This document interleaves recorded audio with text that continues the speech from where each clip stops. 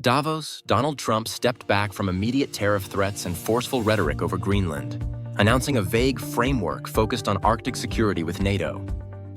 Markets briefly priced out escalation risk, but the episode exposed deeper fragility in transatlantic relations. Indian refiners are signaling they're ready to process Venezuelan heavy crude again, if reliable volumes return. Trades like Mirai are especially attractive for India's complex private refineries, but everything hinges on PDVSA's ability to deliver consistent exports. As Venezuelan flows shift away from China, U.S. Gulf Coast refiners could absorb an extra 300 to 400,000 barrels per day, pushing more U.S. light sweet crude into export markets and reshaping Atlantic Basin trade and boosting long-haul tanker demand.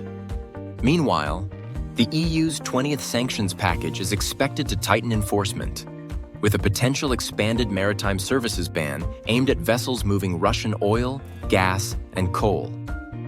If implemented, this raises friction and risk premiums, reinforces the compliant versus shadow split, and can tighten availability of clean, serviceable tonnage.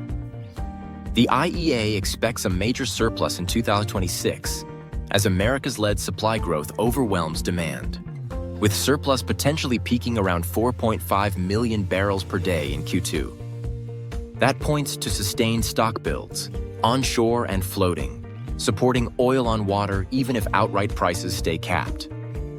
Mid-January, U.S. data reinforces near-term oversupply with crude and gasoline inventories rising sharply, and the SPR continues replenishment. If refinery maintenance coincides with these builds, it can increase short-term storage demand and soften prompt crude pull, while still supporting utilization via exports and oil on water.